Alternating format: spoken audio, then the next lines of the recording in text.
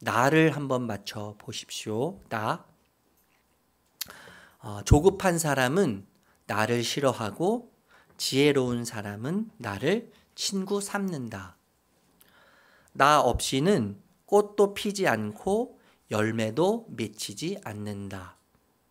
나가 무엇일까요? 짐작이 되시나요? 잘 들어보세요. 성급한 사람은 나를 버리지만 끝까지 견디는 사람은 나로 인해 기뻐한다. 나가 누구일까요? 네? 장수? 예수.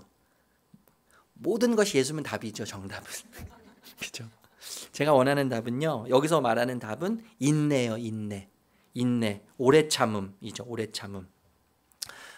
오늘 우리가 성령의 열매 오래 참음에 대해서 함께 좀 생각해 보려고 하는데 여러분 오래 참음은 성경에서 자주 등장하는 주제이지 않습니까?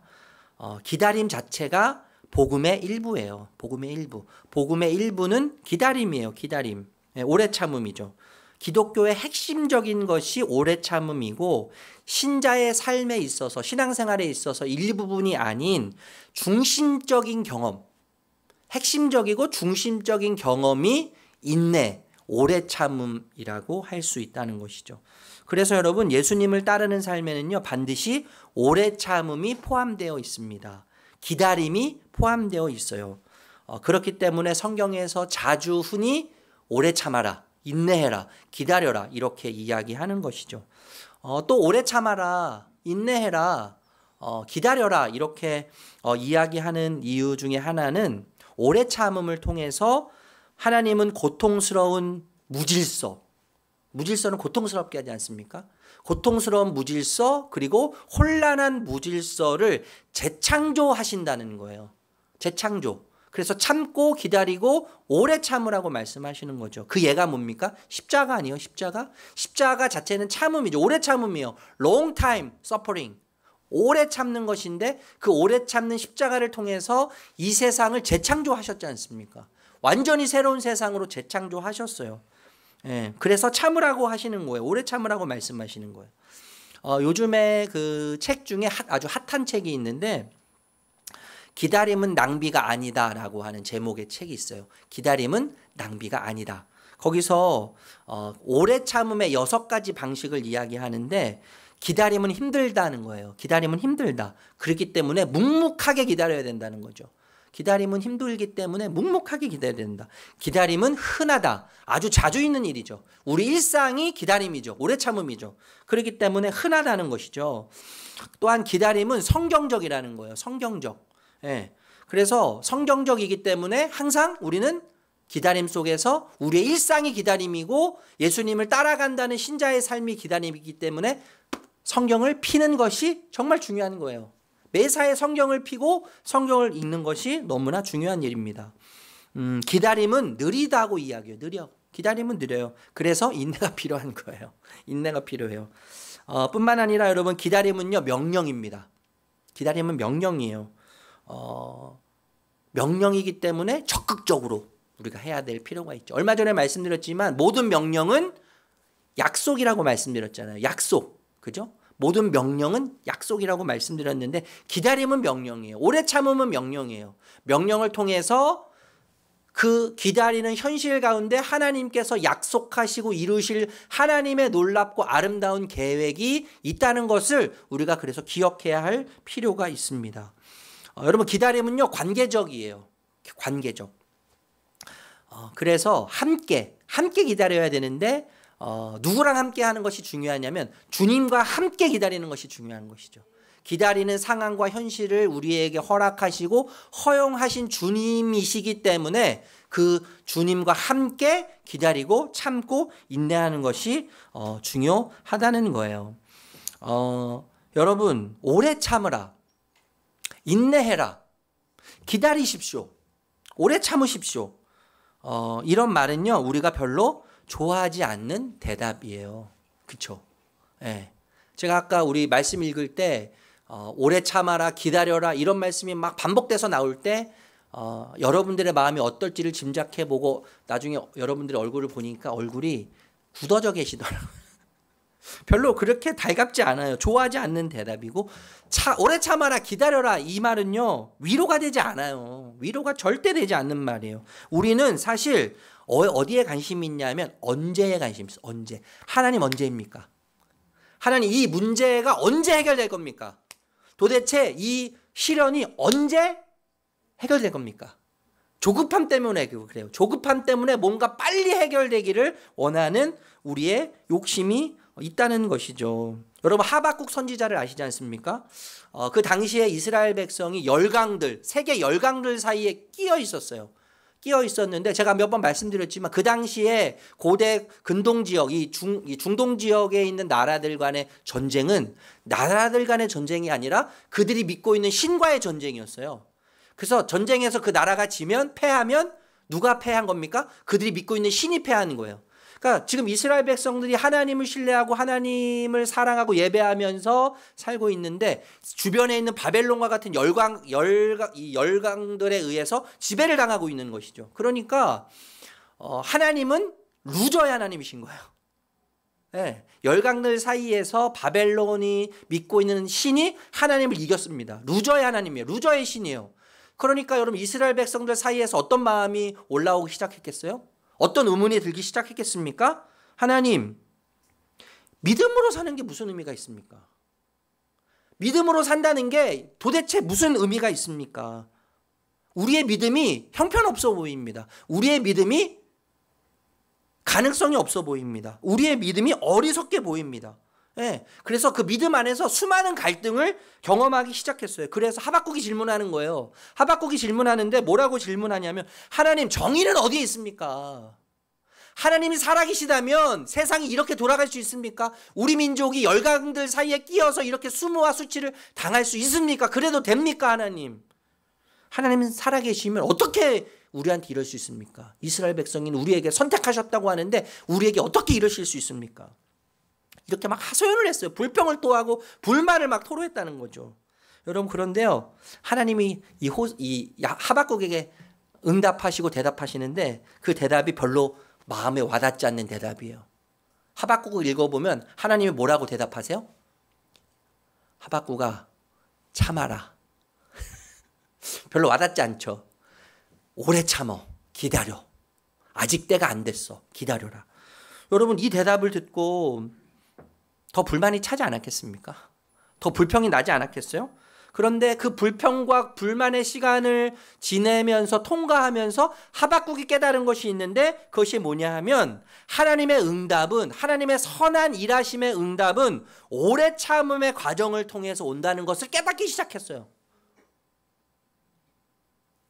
하나님의 선한 일하심의 응답은 오래 참음이라고 하는 긴 시간, 여정을 통해서 과정을 통해서 온다는 것을 깨달았습니다. 그리고 진짜 소망은 진짜 하늘에 속한 소망은 영원한 소망은 오래 참음이라고 하는 시간을 통과할 때만 주어진다는 것을 깨달았어요.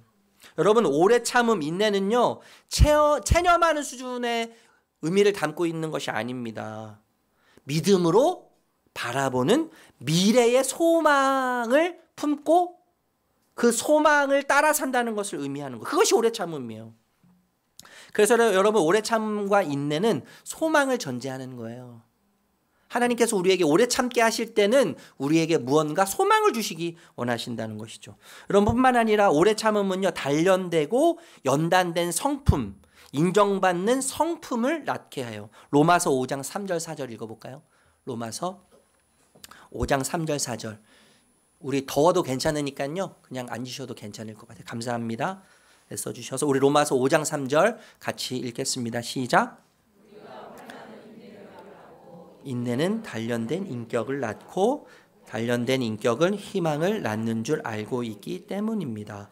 여러분 오래 참는 것은 개역개정에 보니까요. 연단을 낳는다고 표현하지만 이것을 정확하게 원 의미로 해석하면 인내, 오래 참는다는 것은 인격을 단련시킨다는 거예요.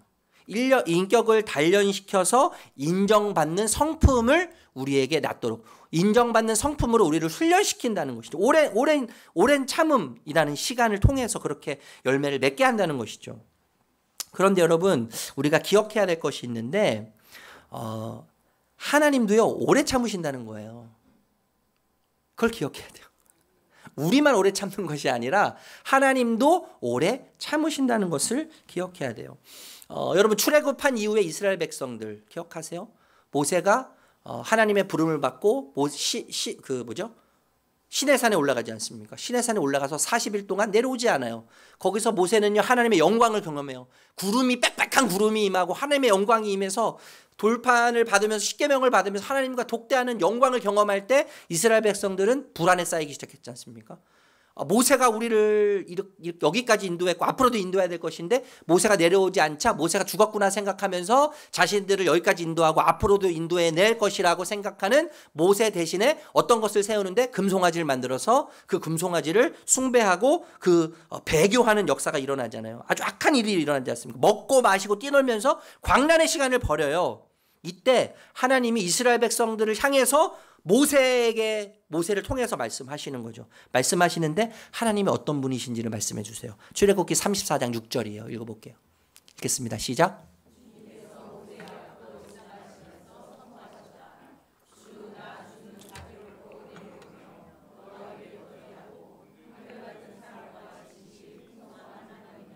배교와 우상을 저지르는 이스라엘 백성들에게 하나님은 이런 하나님이다. 참고 인내하고 견디고 자비롭고 노하기를 더디하는 하나님이다. 그런 하나님 바로 나다라고 이야기하시는 거죠. 여러분 하나님은요 또 기다리시는데 구약 성경의 마지막이 어디예요? 말라기. 그리고 신약 성경의 처음이 어디예요? 마태복음이잖아요. 이 마태복음, 말라기와 마태복음 이 사이를 신학자들은요 영적 암흑기라고 이야기해요. 영적 암흑기. 600년에서 800년 정도 되는 시간인데 이 시간에 하나님이 말씀하지 않으셨다는 거예요. 어떤 선지자가 어떤 예언자가 어떤 주의 종들이 하나님을 찾고 하나님께 물어도 하나님 말씀하시지 않고 침묵하셨다는 거예요. 하나님의 음성을 들을 수 없었다는, 하나님을 느낄 수 없었다는 것이죠. 그래서 영적으로 암흑기라고 이야기하는데 여러분 사실 이 시간은 인간들이 보기에는 영적인 암흑기였죠. 하나님이 숨어 계시는 것 같고 하나님이 일하시지 않는 시간인 것 같았지만 믿음의 눈을 열고 보면 이 시간은 뭐예요? 하나님이 기다리시는 시간이에요. 하나님이 아들이신 예수를 이 땅에 보내시기 위해서 모든 이 세상의 여건들을 만들어 가시고 조성해 가는 시간이 600년에서 800년이라고 하는 시간 동안 하나님은 준비하시면서 오랫동안 참으시면서 기다리셨던 시간이었다는 것이죠. 여러분 그런데 예수님도 참으셨습니다. 하나님만 참으신 것이 아니라요 예수님도 참으셨다는 거예요. 여러분 예수님은요 제자들을 통해서 이미 여러 번 검증되셨지 않았어요? 끊임없이 제자들에게 하늘의 가치와 하늘의 보물을 또 진리를 복음을 설명해 주셨음에도 불구하고 예수님의 행동과 말씀을 이해하지 못해요. 여러분 제자들에게 얼마나 많은 결함이 있었습니까? 얼마나 많은 실패가 있었어요? 그럼에도 예수님은 끝까지 참아주시죠. 가룟 유다와 또 베드로가 예수님을 배신할 것을 아셨지만 예수님은 참고 인내하고 오래 기다리시지 않습니까? 십자가를 지시기 위해서 예루살렘으로 막 올라가실 때 제자들은 뭐해요? 죽으러 올라가심에도 불구하고 제자들은 우편이 내 자리다 좌편이 내 자리다 자리 가지고 싸우는 제자들 아니에요. 그런데 예수님은 참고 기다리시죠. 십자가에 달리셨을 때 여러분 폭력, 잔인함, 불의를 다 견디셨어요. 수많은 사람들이 네가 진짜 하나님의 아들이면 내려와 봐라. 그 십자가 사면 내려와 봐라 이야기할 때 비난하고 조롱할 때 예수님은 묵묵하게 오랫동안 죽음을 참고 기다리셨죠. 그리고 예수님은 저와 여러분을 기다리세요. 하나님은 창세 전부터 우리를 조성하셨지 않습니까? 이미 우리를 아셨어요. 창세 전에 우리를 아셨어요. 그러니까 창세 전부터 우리를 기다리셨던 거죠. 여러분이 오시기를, 여러분이 이 땅에 이곳에 오시기를, 여러분이 하나님께 오기를, 하나님을 다시 찾기를 하나님은 창세 전부터 우리를 조성하셔서 아셨기 때문에 기다리셨다는 거죠. 자, 여러분 성령이 하나님의 영이시고 예수님의 영이시라면 성령님은 신자로 하여금 두 분의 오래 참으심을 따르게 하심으로써 신자의 참 주인이신 예수님을 닮아가도록 만드실 것입니다. 그렇죠? 단련하고 검증되고 인정받는 성품이 되게 하실 거예요. 성령님께서요. 여러분 예수님을 닮은 인내가, 오래 참음이 신자의 삶 속에서 열매처럼 자라갈 때 어떤 모습으로 펼쳐질까요? 어떤 열매를 맺게 될까요? 그것을 좀 함께 생각해 보고 싶어요. 오래 참음 우리가 생각하고 있는데, 오래 참음이라고 하는 이 단어가 마크로디아라고 해요. 마크로디미아라고 하는데, 문자적으로 해석하면 쉽게 화를 내지 않는 거예요. 쉽게 화를 내지 않는. 이게 오래 참음이에요. 그런데 좀 더 깊이 이 단어를 가지고 연구를 하면 크게 두 가지 의미가 있습니다. 첫 번째는 관용이에요.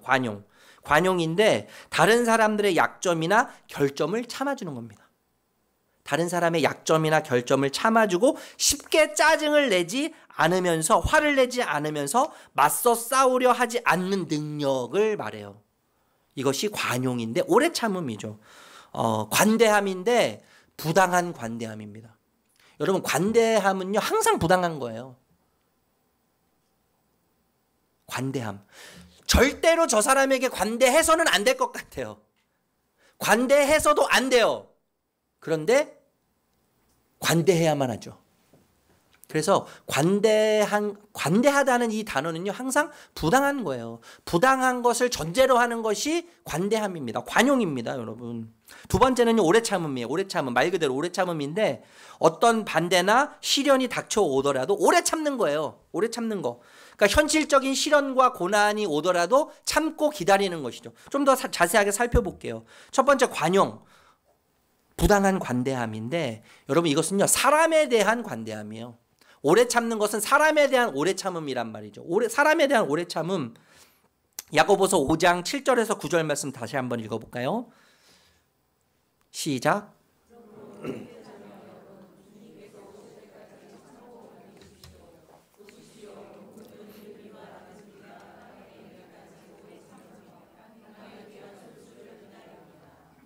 여러분도 참으십시오. 마음을 굳게 하십시오. 주님께서 오실 때가 가깝습니다. 형제 자매 여러분, 심판을 받지 아니하려거든 서로 원망하지 마십시오. 보십시오. 심판하실 분께서 이미 문 앞에 서 계십니다. 여러분, 이 말씀을 한마디로 요약하면 사람을 인내하라고 요약할 수 있어요. 사람을 인내해라. 네, 사람을 인내해라. 7절이 여러분 그러므로 이렇게 시작하지 않습니까? 그러므로라고 시작하는데 6절, 5절 이렇게 보면 이 그러므로라고 하는 것은 이제 결론을 내리는 말인데, 이 7절 이후에 나오는 말씀은 그 전 말씀 5절, 6절과 연결되어 있는 거예요. 그래서 이제 그러므로 하면서 결론을 내리는 이야기예요. 앞구절의 내용이 뭐냐면 소위 있는 자들, 야고보 사도가요 소위 있는 자들, 가진 자들, 권력자들, 부한 자들에 대해서 이야기하는데 그들을 향해서 자기 성찰을 촉구하는 이야기입니다. 자기 성찰. 당시 여러분 그 부자들, 있는 자, 권력자들이 탐욕적이고 탐심이 굉장히 많았다고 해요. 여러분 사실 이거는 뭐 시대를 초월해서 그렇죠. 물론 그렇지 않는 분들도 굉장히 많이 있습니다. 그런데 대부분의 부자들, 있는 자, 가진 자들은 탐욕적이죠. 더 탐욕적이고 더 탐심적이어서 힘이 없는 사람들, 가난한 사람들을 착취하고 억압하는 일들이 그 당시에도 굉장히 흔하게 많이 있었다는 거예요. 그래서 고통받고 있는 성도들, 고통받고 있고 괴로워하는 성도들을 향해서 먼저 부자들에게 자기 성찰을 이야기하고 난 다음에 7절에 이어서 이야기하는 것인데, 불의하고 사악한 자들 때문에 시련과 고통 가운데 있지만 그들을 원망하지 마십시오. 인내하고 오래 참으십시오. 힘들게 하고 어렵게 하는 사람들에 대해서 부당한 관용과 부당한 관대함으로 대하십시오라고 지금 야고보 사도가 이야기를 하고 있는 거라는 거죠. 여러분, 성경에서 용서 뭐 이런 이야기 참 많이 하지 않습니까? 용서, 관용, 관대한 이야기를 많이 하는데 대해서 여러분, 하나님이 진짜 원하시는 복수의 방법, 우리에게 가르쳐 주신 복수의 방법이 있어요. 나를 고통스럽게 하고 나에게 시련을 주는 사람이 얼마나 많이 있어요, 우리에게요? 그런데 하나님이 원하시는 복수의 방법은 뭐냐면 부당한 관용을 베푸는 거예요. 여러분, 마음에 안 드셔도 어쩔 수 없어요. 제 얘기가 아니라 주님의 말씀이에요. 부당한 관용. 여러분, 관용은 부당한 거예요. 그것을 인정해야 관용을 베풀 수 있는 것이죠. 하나님께서 신자에게 허락하신 유일한 복수 방법은 부당한 친절을 베푸는 거예요. 부당한 친절, 부당한 관용. 절대로 용서할 수 없고 절대로 친절할 수 없지만 부당한 친절과 부당한 관용을 베푸는 것이죠. 여러분, 부당한 친절과 관용은요, 베푸는 그 사람에게 더 큰 유익을 줍니다. 네. 부당한 친절과 부당한 관용은 부당한 친절과 부당한 관용을 베푸는 사람에게 더 큰 유익을 줍니다. 그 부당한 관용을 베풀 때 하나님이 우리를 부당한 관용으로 품으시는 것과 같은 하나님 크기의 부당한 관용과 친절을 경험하는 기회를 얻게 되는 것이죠. 예. 그 기회를 얻게 되는 거예요. 여러분, 부당한 친절과 부당한 관용이 잘 기억하셔야 돼요. 100% 그 사람을 변화시키지 못할 거예요. 그 사람은 변화되지 않을 거예요, 여러분. 여러분, 아무리 부당한 관용을 베풀어도 그 사람은요, 더 악랄해지면 악랄해졌지. 그 사람은 나를 더 고통스럽게 만들면 고통스럽게 만들었지. 100% 그 사람은 변하지 않을 거예요. 확신하셔야 돼요, 이 확신. 저 사람은 절대 변하지 않을 거다. 내가 어떠한 관용과 사랑과 용서를 베풀어도 저 사람은 절대로 변하지 않을 거다라고 하는 확신을 가지고 관용을 베푸셔야 된단 말이에요. 예. 그렇지만 여러분, 그 부당한 친절과 관용이요, 예수님의 사람으로 그 사람을 단련시킵니다. 그리고 검증되고 인정받는 성품이 되도록 이끌어 갈 거예요. 여러분, 우리 삶에서 일어나는 모든 일들, 그것이 기쁨이 됐든 즐거움이 됐든 시련이 됐든 고난이 됐든 아픔이 됐든 우리에게 일어나는 모든 일의 목적이 무엇일까요? 우리 삶을 통해서 우리에게 일어나는 모든 일의 목적은 딱 하나예요. 예수님 성품을 닮아가는 거죠. 그거 이상도 없고 그 이하도 없습니다, 여러분.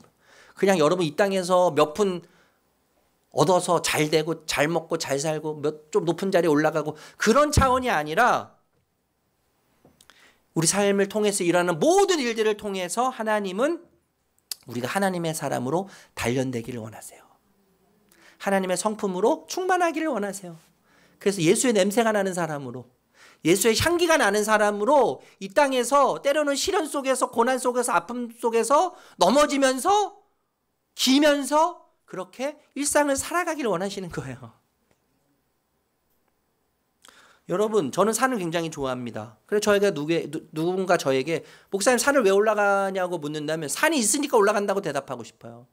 여러분, 산은 있으니까 올라가는 거예요. 그런데 여러분, 산은요, 피하는 것이 아니죠. 피하면 계속 피하게 돼 있어요.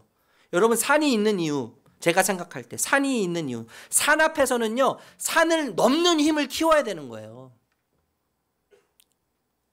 산을 넘는 힘을 키워야 되는 것이죠. 여러분, 파도는요, 피하는 것이 아닙니다. 파도를 타는 사람들에게요, 파도는 피하는 것이 아니라 뭐예요? 파도를 타는 기술을 배워서 이 파도를 타야 되는 거예요. 그렇죠? 여러분, 뭐죠?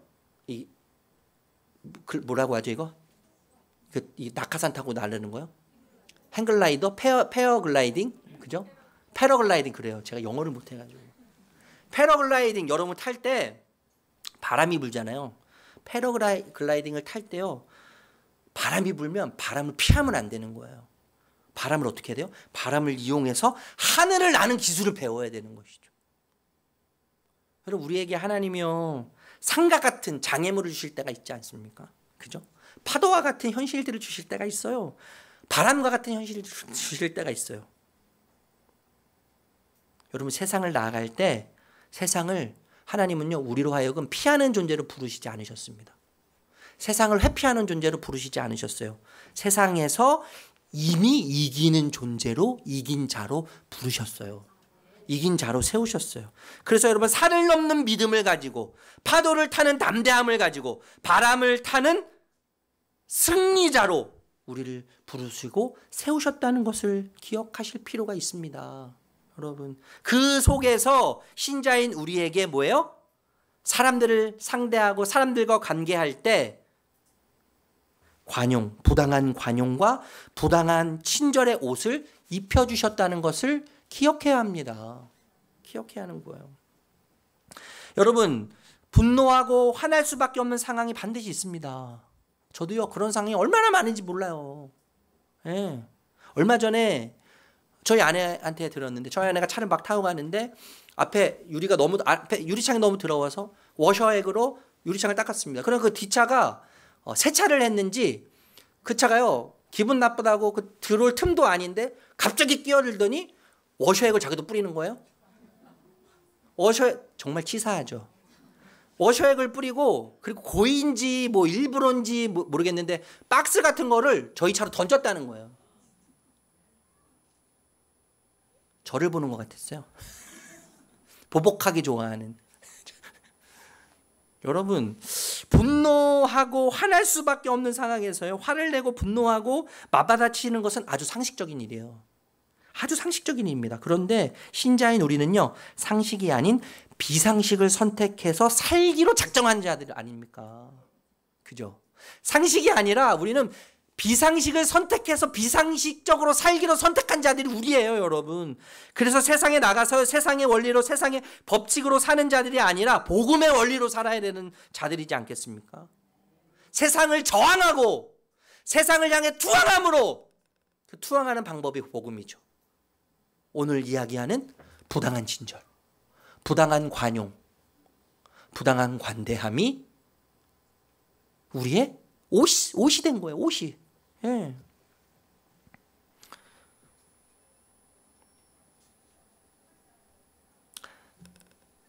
사람에 대해서 오래 참을 뿐만 아니라 두 번째는요. 현실적 시련, 고통, 고난에 대해서 오래 참아야 한다고 이야기하는 것이죠. 야고보서 5장 10절에서 11절 말씀 읽어볼게요. 시작.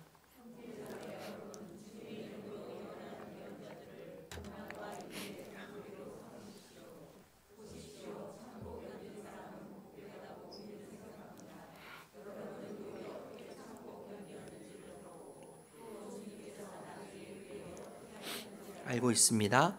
주님은 가요하시는 마음이 넘치고 불쌍히 여기는 마음이 크십니다. 지금 욥을 예로 들고 있어요. 욥. 구약 성경에 욥기가 있잖아요. 욥기. 그 욥을 대상으로 해서 이제 기록된 내용인데 여러분 욥은요. 하나님을 정말 마음을 다해서 사랑한 사람입니다. 말씀에 순종하고 경건하고 신실한 사람이었어요. 이렇게 살면 하나님이 복 주셔야만 할 것 같은 공식이 성립돼요. 신앙의 공식 있잖아요. 우리 안에 신앙의 공식이요. 이렇게 하나님 앞에서 신실하고 말씀을 따라서 순종하면서 사는 사람들은 우리의 신앙 공식에 의하면 이 사람은 복 받아야 돼요. 그런데 여러분 신앙의 위기는 언제 생기죠? 공식이 무너질 때. 공식이 무너질 때 생기는 거예요. 욥은요 하나님의 뜻대로 경건하게 살았지만 여러분 시련과 고통을 당합니다. 가족은 건드리면 안 되는데 하나님 진짜 너무하셨죠. 하나님이 넘지 말아야 선을 하나님이 넘으셨어요. 가족은 건드리면 안 되는데 가족을 건드셨어요. 재산을 잃는 것도 참을만 해요. 몸에 피부병이 걸려서 그 기왓장 막 벽돌을 가지고요 막 박박 긁잖아요. 박박. 그 너무나 괴롭고 고통스럽고 가려우니까 벅벅 긁으니까 막 피범벅 뭐 딱지 범벅 염증 범벅 뭐 경험해보지 않은 사람은 모르는 거죠. 그런데 하나님이 선을 넘으세요. 가족을 건드리시네요. 가족을 건드려서 자녀들을 다 데려가세요. 죽이고 데려가세요. 친구들이 여러분 이 욥을 찾아옵니다. 욥을 찾아와서 하는 말이 뭐냐 하면 야 너가 그렇게 하나님 앞에서 신실하게 살았고 순종하면서 하나님 뜻대로 하나님을 사랑하면서 살았는데 고작 너의 하나님이 너에게 행하시는 게 고작 요 모양이냐 요 꼴이냐. 너가 가지고 있는 모든 재산을 뺏어가고 네 자녀까지 뺏어가고 네 몸에는 질병이 들어가서 이렇게 비참하게 너를 실현당하게 하는데 차라리 그 하나님 저주해라. 그 하나님 욕하고 너는 자살해서 죽어. 그게 훨씬 나을 거야. 이 고통과 시련 속에 있는 것보다 그렇게 하는 게 훨씬 더 나을 거야. 훨씬 100배 나을 거야. 그렇게 이야기하면 저주하는 거예요. 욥에게요. 여러분 위기가 오지 않겠어요? 위기? 하나님께 그렇게 신실하게 하나님 말씀을 따라서 순종하면서 산다고 그렇게 노력하면서 살았는데 모든 거 다 잃었습니다. 다 잃었어요. 아까도 말씀드렸지만 신앙의 위기는요 공식이 맞지 않을 때 찾아오는데 고통과 시련 속에서 우리의 신앙의 위기가 오면 인간에게는요 두 가지 태도가 나타나요. 두 가지 태도가 나타나는데 하나님을 지속적으로 신뢰하냐 아니면 자기 자신을 신뢰하냐. 이렇게 양분되어서 태도가 나타나게 되어 있습니다. 여러분, 우리 인간은요, 통제 욕구가 무지 강한 존재입니다. 통제 욕구. 통제 욕구가 무지 강한 존재여서 모든 것을 다 통제하고 싶어 해요. 통제하지 않으면, 그래서 내 뜻대로 되지 않으면 불확실성이 우리 안으로 들어오죠. 내 뜻대로 통제해야 되지 않으면요, 불확실성이 내 안에 들어와요. 내 안에 불확실성이 들어오면 두려움과 불안과 분노가 커지기 시작하죠. 네, 커지기 시작해요. 그러면 조급해져요. 조급해지면서 지혜가 사라집니다. 지혜가 사라지면서 미련해지는데 통제하고 싶은 욕망이 더 커져요. 통제하고 싶은 욕망이 더 커져. 그러면서 점점 자기 신뢰가 강화되는 거예요. 자기 신뢰. 나만 옳아? 나만 맞아? 내 뜻대로 돼야 돼? 라고 하는 자기 신뢰가 강화돼요. 여러분, 그러면요, 인내할 수 없는 거예요. 그러면 오래 참을 수 없어지게 되는 겁니다.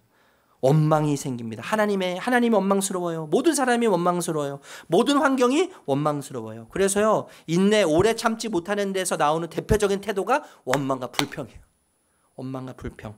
원망과 불평은 결국 자기 신뢰라는 욕망의 열매라고 할 수 있겠죠.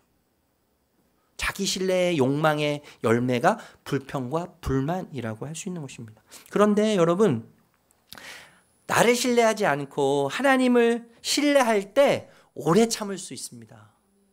하나님을 신뢰할 때 오래 참을 수 있어요. 예. 상황을 인정하고 받아들이게 돼요. 오래 참음은요, 그래서 이 인내는 겸손과 맞닿아 있는데 오래 참음, long suffering이에요. 영어로. suffering, 그냥 고통을 당하는 게 아니라 long, 오랜 시간 동안 고통을 당하는 것인데 오랜 시간 동안 그것이 불행하고 그 시련이 불합리한 것을 알면서도 뭐예요? 선택하는 거예요. 그것을 선택하는데 그냥 선택하는 것이 아니라 그 고통과 시련의 이면에 하나님의 선한 계획이 있다는 것을 신뢰하면서 long suffering 하는 것이죠.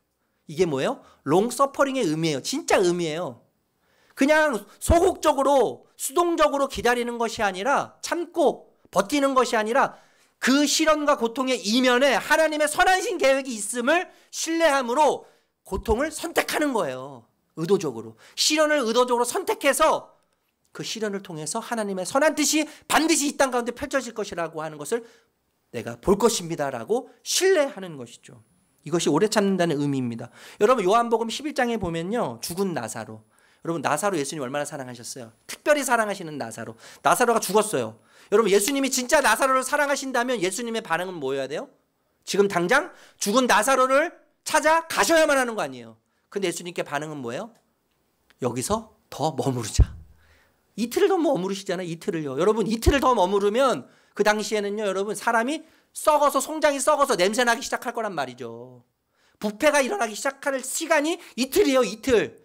그런데 그렇게 사랑하는 나사로가 죽었는데 예수님이 당장 가시지 않고 기다리시자는 거예요. 이틀을 더 기다리시는 거예요.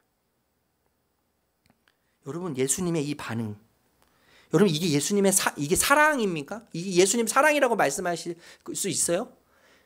기다리는 게, 죽었는데 지금 당장 예수님이 오셔도 죽은 나사로가 살아나지 않을 가능성이 너무나 큰데 더 기다리시는 예수님, 이게 예수님 사랑이라고 말씀하실 수 있겠습니까? 사랑의 예수님이라고 우리가 이야기할 수 있겠습니까? 예수님이 과연 우리를 돌보시는 분이라고 감히 이야기할 수 있겠습니까? 묻게 되지 않습니까, 여러분? 그런데 이틀이 지난 후에 예수님이 말씀하세요. 우리 친구 나사로가 잠들었다. 그러니까 깨우러 가자. 내 친구 나사로가 잠들었으니까 깨우러 가자. 이틀이 지나서 썩어서 냄새 나는데 가자고 하시는 거예요. 여러분, 이 말씀은 무엇을 의미할까요? 우리 친구가 잠들었어. 지금은 썩어서 냄새나서 부패되어 있어. 그렇지만 내 친구가, 내가 사랑하는 친구 나사로가 잠들었어. 그러니까 깨우러 가자. 여러분, 이 말 속에는 어떤 의미가 담겨져 있어요? 예수님이 나사로를 잃은 줄 알았습니다. 주변 사람들은요. 나사로의 가족들은요, 예수님이 사랑한다고 하셨는데, 그 누구보다 사랑한다고 하셨는데 죽은 나사로를 찾아오시지 않는 예수님을 보면서 예수님이 나사로를 잊었구나라고 생각했어요. 그런데 우리 친구 나사로가 잠들었다. 깨우러 가자라고 말씀하신 그 의미 속에는 나는 나사로를 결코 잊지 않았다라고 말씀하시는 거죠. 너희들은 다 잊었어도 나는 죽은 나사로를 결코 잊지 않았어. 아니, 결코 잊을 수 없어. 그리고 결코 잊지 않을 거야. 시간이 안 맞고 더딜 뿐이지 나는 나사로를 결코 잊지 않았단다. 결코 잊을 수 없단다. 시간이 안 맞을 뿐이지 더딜 뿐이지. 여러분, 이 이야기 속엔 또 어떤 의미가 담겨져 있습니까? 내가 너를 결코 잊지 않을 거다라고 하는 예수님의 약속이 담겨져 있는 거죠. 오래 참는 시간을 통해서 주님이 나를 버리신 것 같고 나를 외면하신 것 같지만 내가 너를 결코 잊지 않을 거야. 시간이 좀 더디고 시간이 좀 안 맞을지라도 결코 너를 잊지 않을 거야 라고 약속하시는 주님의 음성이 이 나사로의 이야기에 담겨져 있는 것 아니겠습니까?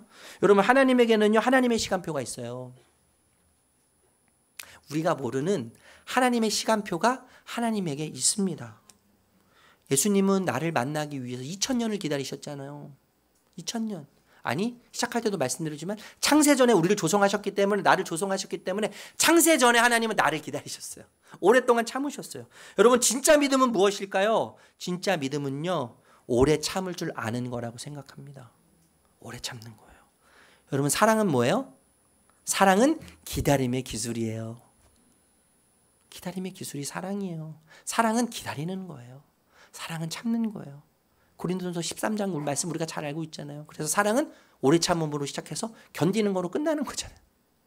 사랑은 오래 참음의 기술입니다. 여러분, 하나님은요, 늦게 오시는 법도 없습니다. 그리고 빨리 오시는 법도 없어요. 하나님의 때는요, 정확해요. 하나님의 타이밍은 완벽해요. 네, 완벽해요, 여러분. 왜냐하면 하나님은 시간을 만드신 분이죠. 그죠? 그리고 하나님은 실수하지 않으시죠. 뿐만 아니라 하나님은 나보다 나를 더 잘 아시는 분이세요. 그래서 하나님의 타이밍은 정확한 거예요. 그래서 하나님의 시간표가 완전한 겁니다. 하나님은 시간을 만드신 분이다. 하나님은 실수하지 않으신다. 하나님은 나보다 나를 더 잘 아신다. 그래서 여러분, 여기에서 오래 참음이 헛되지 않다고 하는 조용한 묵묵한 확신과 하나님이 반드시 도우실 것이라고 하는 담대한 용기의 힘이 생기는 것입니다. 하나님의 타이밍, 하나님의 시간표 때문에요. 거기에서 오래 참을 힘이 생기는 거예요. 하나님은 시간을 만드신 분이다. 하나님은 실수하지 않으신다. 하나님은 나보다 나를 더 잘 아신다. 하나님의 시간표가 오래 참고 견딜 수 있는 힘을 우리에게 주는 것이죠. 말씀을 마무리하려고 합니다. 엘리자베스 엘리엇이라고 하는 사람이 있어요. 남편은 짐 엘리엇이에요. 여러분 잘 아실 거라고 생각하는데 석학이었습니다. 이 짐 엘리엇이요. 석학이었어요. 아주 똑똑한 사람이었어요. 영국이죠. 영국에서 유수한 대학을 졸업하고 선교사로 작정했습니다. 그 친구들과 함께 이제 결혼을 하고 에콰도르를 갔어요. 아우카족이라고 하는 부족을 찾아서 복음을 전하러 갔는데 거기에 가서 아이를 출산합니다. 이제 10개월도 되지 않은 아기가 태어나서 케어하는 와중에 짐 엘리엇이 아우카족에게 친구들과 함께 순교를 당해요. 네, 죽어요. 순교를 당하는데 이 엘리자베스가 거기를 떠나지 않고 자기 원수인 그 아우카족들과 함께 여전히 거주하면서 그들에게 복음을 전해요. 그리고 교회를 세워요. 그리고 그 지역이 그 엘리자베스로 인해서 복음으로 완전히 변화됐어요. 그리고 나중에 16년이 지난 이후에 이 엘리자베스가 신학교 교수님과 함께 결혼을 합니다. 두 번째 결혼을 했어요. 두 번째 결혼을 했는데 이 남편이 얼마 살지 않고 질병에 걸려서 죽게 돼요. 남편을 두 번이나 잃었어요. 인간에게 가장 큰 상실이 배우자의 죽음 아닙니까? 배우자의 죽음. 배우자의 죽음만큼 큰 스트레스가 인간에게 없다고 이야기하잖아요. 심리학자들이요. 그 두 번이나 남편을 잃었어요. 그 상실감, 그 허망감 속에서 하나님께 수많은 불평과 원망이 나오지 않았겠습니까? 그런데 그 오랫동안 고통과 힘겨움의 시간을 통해서 오래 참음의 신비를 발견하기 시작했어요. 오래 참음의 아름다움을 발견하기 시작하면서 그 오래 참음에 대해서 많은 강연과 설교를 이 엘리자베스가 하면서 전 세계를 다니기 시작했습니다. 그녀가 한 말 중에 이런 말이 있어요. 하나님은 하나님이십니다. 너무 멋지죠. 전 이 말이 너무 멋지죠. 하나님은 하나님이십니다. 그러니까 여러분 나의 어떤 상황과 시련과 나의 어떤 조건과 상관없이 개의치 않고 하나님은 하나님이시라는 거예요. 하나님은 하나님이십니다. 이 사실만으로도 그분은 나의 예배와 나의 섬김을 받으시기에 충분하십니다. 오직 그분의 뜻 안에만 쉼이 있습니다. 여러분 남편을 다 두 번이나 잃어버렸지만 하나님 안에서 참심을 찾았다는 거예요. 그분의 뜻은 무한하고 측량할 수 없습니다. 내가 아무리 머리를 짜내도 그분의 뜻을 가늠조차 할 수 없습니다. 여러분 남편을 두 번이나 잃고 이런 이야기가 나올 수 있습니까? 가능한 이야기입니까, 여러분? 그분의 뜻은 무한하고 측량할 수 없습니다. 내가 아무리 머리를 짜내도 그분의 뜻을 가늠조차 할 수 없습니다. 그러기에 당황스러운 일이 많을지라도 오래 참음으로 하나님을 신뢰할 만한 분이십니다. 저는 이런 고백을 못할 것 같아요.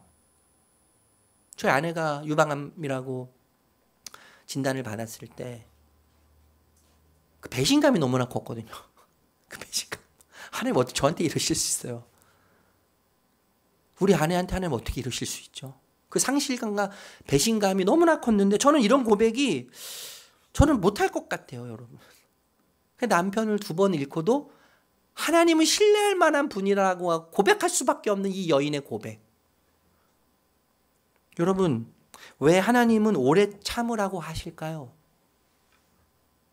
왜 하나님은 더 견디라고 하실까요? 야속한데, 답답한데, 위로가 되지 않는데 하나님은 왜 더 견디라고, 오래 참으라고, 인내하라고 하실까요? 여러분, 오래 참음의 시간은요, 우리의 불신을 직면하게 만들어요. 우리의 불신. 우리의 불신을 직면하게 만드는데, 여러분, 아브라함 생각해 보시겠어요? 아브라함? 하나님께서 이삭을 주신다고 약속하셨는데, 오랜 동안 시간이 지나도 지금 이 아들이 생길 기미가 보이지 않아요. 여러분, 그러면 오랜 참음 속에서 어떤 하나님께서 약속하신 것들이 보이지 않기 시작하면 어떻게 되겠어요? 나만의 방법을 찾게 되어 있는 거예요. 신뢰하지 못함으로 나만의 대안을 찾아요. 그래서 아브라함이 대안을 찾았잖아요. 네. 대안을 찾아요. 하나님이 외면한 것 같고 하나님이 약속을 지키지 않을 것 같아서 두려웠어요. 그래서 대안을 찾기 시작한 거예요. 오래 참지 못하는 거죠. 그래서요. 그런데 결국엔 하나님이 어떻게 하세요? 이삭을 주시잖아요. 이삭을 주시는데 이거 여러분 중요한 게 이거예요. 제가 드리고 싶은 말씀이 이건데 여러분, 이삭은 아브라함이 오래 참음으로 하나님께서 보상으로 준 거라고 생각하죠. 우리는요. 하나님의 약속을 믿었기 때문에, 아들 주시겠다고 약속을 믿었기 때문에 하나님이 그 약속의 보상으로, 오래 참음의 보상으로 이삭을 주셨다고 생각하지만 사실 하나님은요, 오래 참음의 보상을 이삭을 주신 것이 아니라 이삭을 주신 하나님을 보상으로 주신 거죠. 오래 참는 자에게 주시는 보상은요, 약속을 통해서 주시는 그 어떤 것이 아니라 약속을 이루시는 하나님이 보상이라는 얘기예요. 이걸 기억해야 돼요, 여러분. 하나님이 우리 삶의 보상이에요. 참을 수 없는 그 상황에서, 견딜 수 없는 현실에서 부당한 관용으로, 부당한 친절로 하나님의 시간, 하나님의 타이밍을 신뢰하면서 참고 견디고 인내할 때 하나님이 상급이 되어주십니다. 하나님은 당신이 상급이 되어주세요. 약속하시고 약속을 이루시는 하나님이 오래 참고 견디는 사람의 지극히 큰 상급이 되어주심을 기억하시는 우리 사랑하는 성도님들 모두가 되시기를 축복합니다. 여러분, 오래 참음은요, 헛되지 않습니다. 하나님께서 오래 참을 때 그 속에서 조용한 확신과 하나님이 도우실 것이라고는 담대한 용기를 주실 것입니다. 하나님은 시간을 만드신 분이고 하나님은 실수하지 않으시고 하나님은 나보다 나를 더 잘 아시기 때문에 오래 참음을 통해서 결국 내가 하나님께 소속된, 하나님의 향기가 나고 하나님의 냄새가 나는 사람으로, 하나님의 성품으로 충만한 사람으로 우리를 키워 가실 것입니다. 그래서 우리의 인생을 통해서 주님이 남겨지게 하실 것입니다. 그 영광을 누리시는 우리 복된 성도님들 모두가 그 은혜 자리에 서시기를 존귀하신 예수님의 이름으로 축복합니다. 축복합니다.